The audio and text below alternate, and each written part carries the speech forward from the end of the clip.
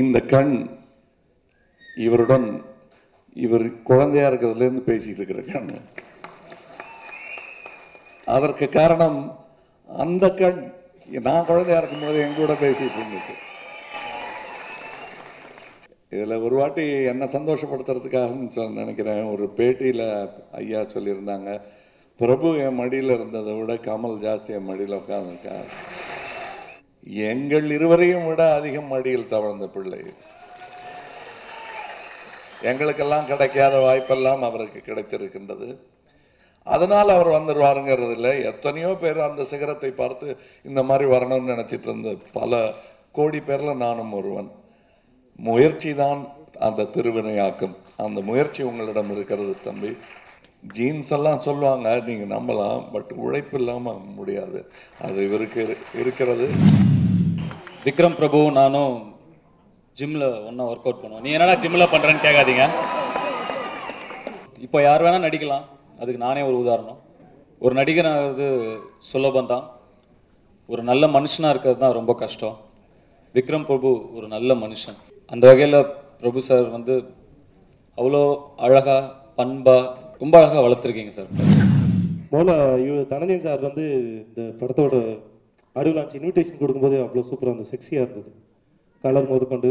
அந்த அட்ராக்டிவ் வந்து அந்த விக்ரம் பிரபு பார்க்கும்போது அழகாக இருந்தது. அவர் சீக்கிரம் தொட்டுட்டார், நான் தொடர்ந்து அவசியம் நினைக்கிறேன். ஏன்னா ஃபஸ்ட்டு படம் கும்கியில் அவ்வளோ சூப்பராக இருந்தது. அந்த இவன் வேறு மாதிரியாக இருக்கட்டும், அரிமநம்பியாக இருக்கட்டும், இந்த படம் சரி. அந்த இந்த சாங் சீன் போடுற சாங் ரொம்ப நல்லா இருந்தது, அந்த சூப்பராக இருந்தது. எல்லாருடைய படமும் ஓடணும் அப்படிங்கிறது ஆசை. இது சும்மா ஸ்டேஜுக்காகலாம் நான் சொல்லவே இல்லை. ஏன் அப்படின்னா இந்த படங்கள்லாம் ஓடும்போது இன்ஸ்பயர் ஆகிறோம் நம்மளும். இந்த மாதிரி நம்மளும் நல்லா நடிக்கணும், இந்த மாதிரி நல்லா பண்ணணும் அப்படிங்கிறது. கங்க்ராச்சுலேஷன்ஸ் இந்த டீமுக்கு ஒரு ஸ்ட்ராங்கான படம் கொடுத்ததுக்கு. அண்ட் இதில் பார்த்தா எங்களோட சிவனாண்டி சாரும் வேற ஒரு லுக்கில் இருந்தார், அப்படியே பயங்கரமாக வேற ஒரு லுக்கில் இருந்தார்.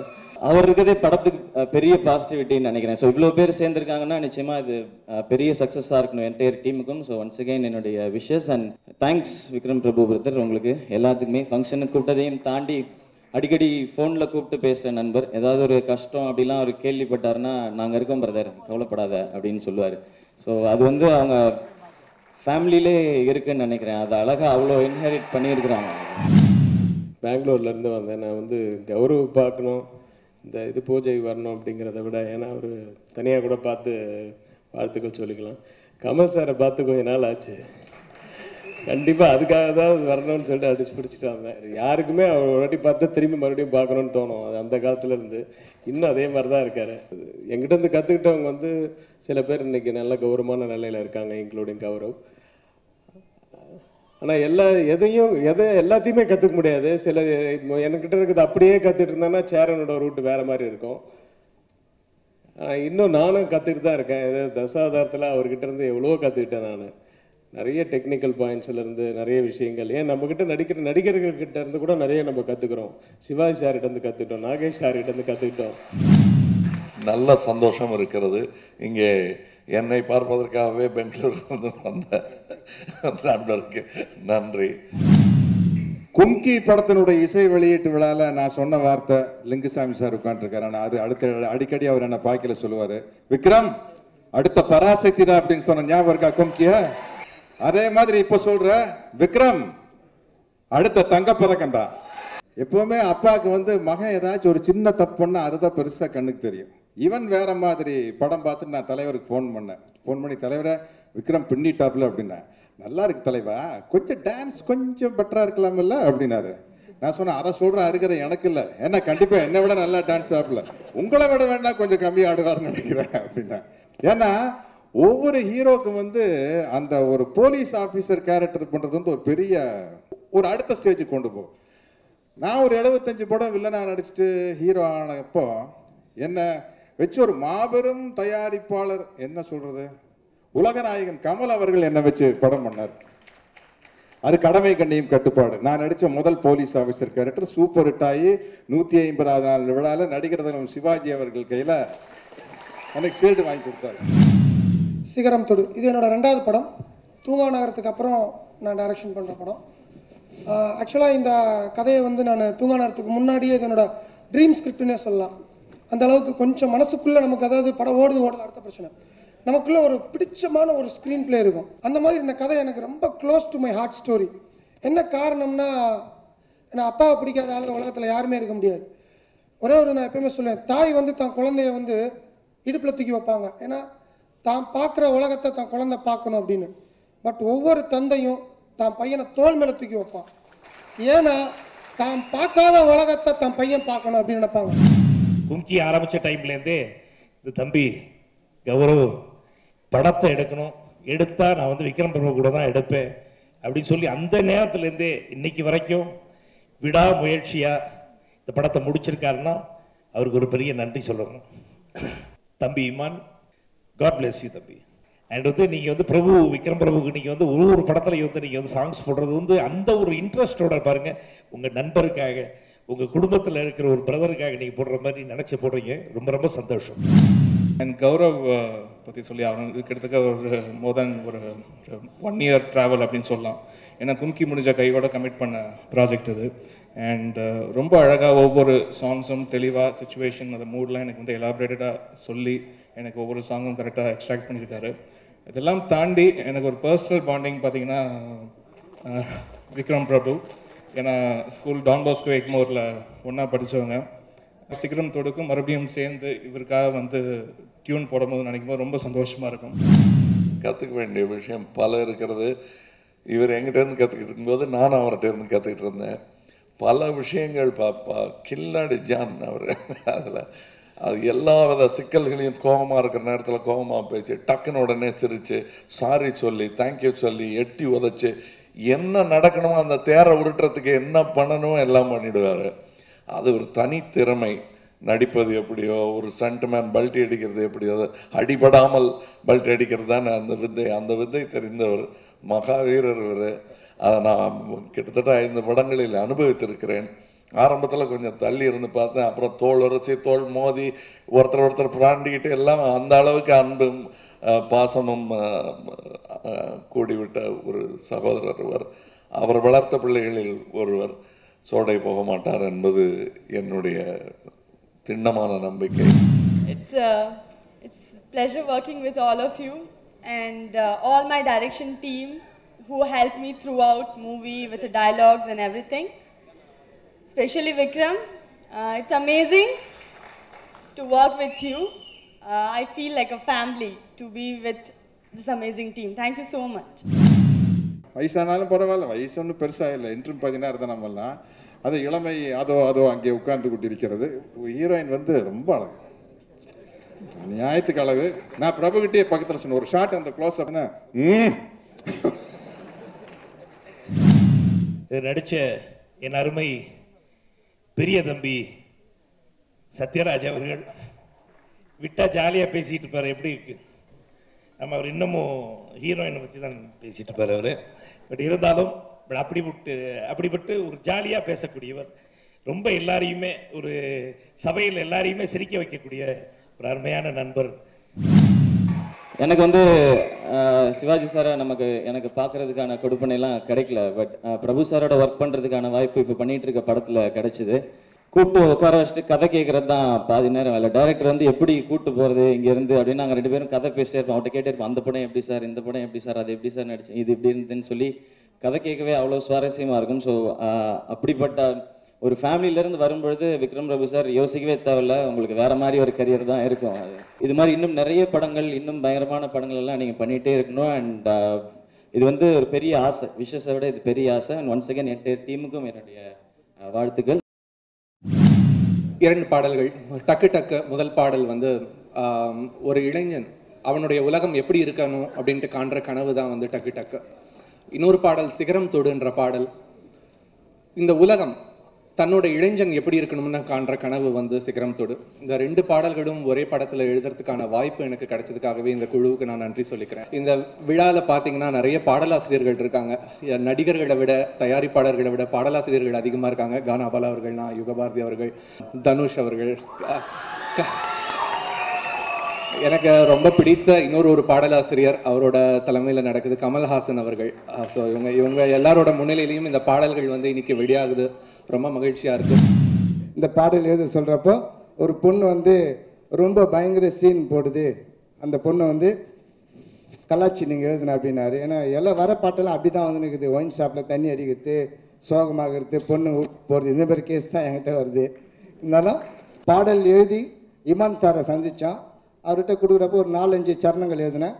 ஓரளவு கரெக்டாச்சு. இமான் சார் கொடுத்தோன்னே அவர் எதுவுமே பேசலை, செக்கு கையில் கொடுத்து விட்டார். ஏதோ சும்மா கடமைக்கு எழுதுன மாதிரி தான் நான் நினச்சின்னு வந்தேன். என்னால் வெளியே கூட என்னால் பைட்ஸ் தர முடியல. ஏன்னா பாட்டு இருக்குதா இல்லையான்னு சந்தேகமாக இருந்தது. உள்ளே வந்து பார்த்தா எல்லா வரிகளும் இருந்தது.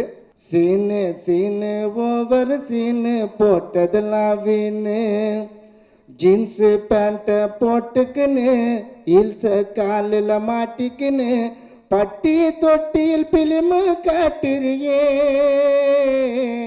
பவர் ஸ்டாரை போல மூஞ்ச மாத்துறியே. இன்னொரு விஷயம், நான் ஃபஸ்ட்டு வந்ததும் நினச்சது, எங்கள் வீட்டுக்கு எதிர்க்க பாலவிநாயகா காலனின்னு ஒரு காலனி. அந்த காலனியில் இளம் பாடகர்கள் கேரளாவிலேருந்து வந்தவங்கெல்லாம் இருப்பாங்க. அதில் ஒருத்தர் வந்து ஒரு தமிழ் சினிமாவில் ஒரு பாட்டு பாடினார். அந்த பாட்டு எனக்கு ரொம்ப பிடிக்கும். அங்கே போய் சின்ன பையனாக இருக்கும்போது அவங்ககிட்ட சொல்லி அந்த பாட்டை, அது ஒரே ஒரு தார், அதாவது ஒரு ஸ்ட்ரிங் இருந்து பாடக்கூடிய பாட்டு, அதை எனக்கு பாட்டி காட்டுவார். நான் குழந்தையாக இருக்கும்போது, நான் சினிமா நட்சத்திரம், அவர் இன்னும் ஃபுல்லாக சினிமாக்குள்ளே வரல. அந்த குரல் இன்றைக்கும் கேட்குது.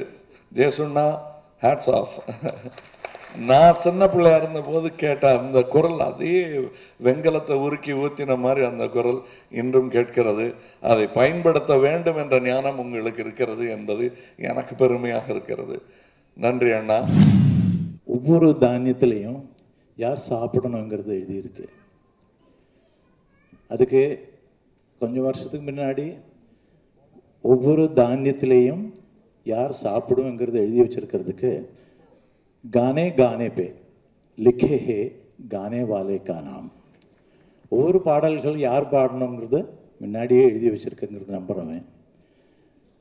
அதனால் இந்த பாடல் நான் பாடினேங்கிறதுக்கு முதலாக நான் சொன்ன அந்த எல்லாம் வல்ல இறைவனுக்கு என்னோட நன்றியை தெரிவித்துக் கொள்கிறேன்.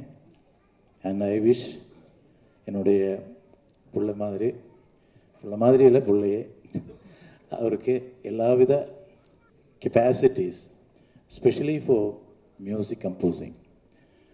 ஆரோகணம் அவரோகணம்ங்கிறது முக்கிய சமாச்சாரம் சங்கீதத்தில். ஆரோகணத்தில் பெரியோர்கள் எல்லாம் போகணும்னு ஆசைப்பட்டு ஆரோகணத்தில் ரீச் பண்ணியிருக்காங்க. எனக்கு என்னென்ன ரிக்வெஸ்ட், ரொம்ப அவரோகணத்துக்கு போகக்கூடாது, ஆரோகணம் அவரோகணத்திலே இருக்கணும். இதுதான் எனக்கு சொல்ல வேண்டியது. வணக்கம். எனக்கு பாட வரும் என்று என்னை நம்ப வைத்து சினிமாவில் பாட வைத்ததற்கு ஒரு முக்கிய காரணம் ஜேசு அண்ணா அவர்கள். நான் அவருடைய ரசிகன். அவர் பார்த்தானே பாடுற நிறுத்திடுவேன். நான் அவர் சொல்லுவார்ல, நல்லா வருது நீங்கள் பாடலான்னு. அவரோட தனி ஜோக்குன்னு நினைக்கிறேன். அது வீட்டில் போய் குலுங்க சிரிச்சிருப்பார், நம்பிட்டான். நானும் அதை நம்பி படத்தில் பாடி அது மக்களும் ரசிச்சிட்டாங்க. எதை என்னை கேலி பண்ணுறதுக்காக நீங்கள் சொல்லியிருந்தாலும் அது ஒரு வாழ்க்கையாக ஆயிடுச்சு எனக்கும். நன்றி அண்ணா. உலகநாயகன் அண்ணன் வந்து பற்றி நம்ம சொல்லவே தேவையில்லை. அப்பாவே சொன்னாங்க, எனக்கு தமிழ் திரையுலக வாரிசு வந்து கமல் தான் அப்படின்னு சொன்னதில் ரொம்ப ரொம்ப சந்தோஷம். அதுக்கு மேலே வந்து எங்கள் குடும்பமாக இருந்து எந்த ஒரு நிகழ்ச்சியில் வந்து முன்னாடி இருந்து நடத்தக்கூடியவர் என் அருமை அண்ணன் கமல் அவர்கள். அவளுக்கு நன்றி சொல்ல தரமிட்டுருக்கேன். அதே மாதிரி தம்பி தனுஷ், தம்பி சிவகார்த்திகேயன், விஜய் சேதுபதி, இவங்க எல்லாருமே வந்து என் பிள்ளை மேலே வந்து ஒரு பிரியத்தில் வந்திருக்காங்கன்னா அது அவராக வாங்கிக்கிட்ட பேர். அண்ணன் கமல் அவர்களும் சூப்பர் ஸ்டாரும் சொன்ன மாதிரி, அதாவது வந்து நாமெல்லாம் வந்து அந்த கும்கியில் வந்து அருவி போல் அங்கே வந்து அன்பு கொடுத்துக்கிட்டே இருக்கோம். அதுக்கு தகுந்த மாதிரி நீங்கள் வளர்ந்துருங்க அப்படின்னு.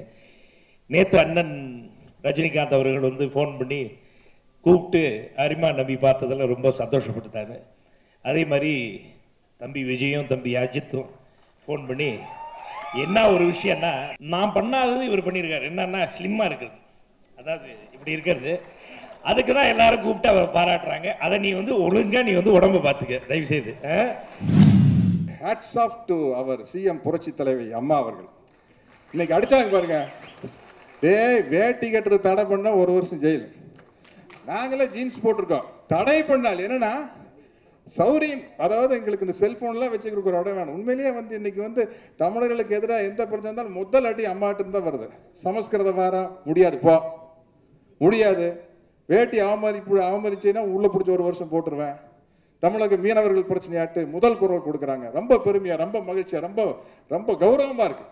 ஏன்னா அந்த ஒரு போராட்டம் நடந்து தம்பி பிரபுலாம் கலந்துக்கிட்டாரு. என்னால் கலந்துக்க முடியல, தவிர்க்க முடியாமல் வெளியூரில் இருந்தேன். அதனால் இந்த மேடையில் அதை தொட்டு பேச வேண்டியதாக போச்சு. இமான் அங்கே ஆரம்பித்த சத்தம் இன்னைக்கு வரைக்கும் அடங்கலை, அது கண்டினியூ ஆகிட்டே இருக்கு, இன்னும் தொடரும். இந்த படத்தில் ஒர்க் பண்ண எல்லா டெக்னீஷியன்ஸ்க்கும் என்னுடைய வாழ்த்துக்கள்.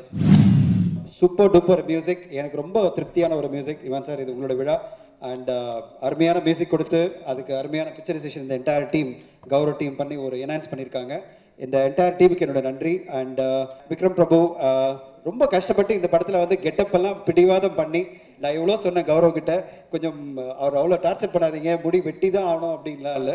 பட் இல்லை, இதில் காம்ப்ரமைஸ் பண்ண மாட்டேன், இந்த போலீஸ் ரூலில் இப்படி தான் நடிக்க வைப்பேன்னு சொல்லிட்டு வெயிட் பண்ணி அவரை எல்லா விதமாகவும் டிமாண்ட் பண்ணி அவரை வந்து மோல்ட் பண்ணி இவ்வளோ அற்புதமாக இந்த படத்தில் வந்து நிறைய மேட்டர் கொண்டு வந்திருக்காரு. அண்ட் சத்யராஜ் சார் இந்த படத்தில் இருக்கிறது மிகப்பெரிய ப்ளஸ் எங்களுக்கு. தயாரிப்பாளர் சொல்ல முடியும் தனஞ்சயன் அவர்கள்.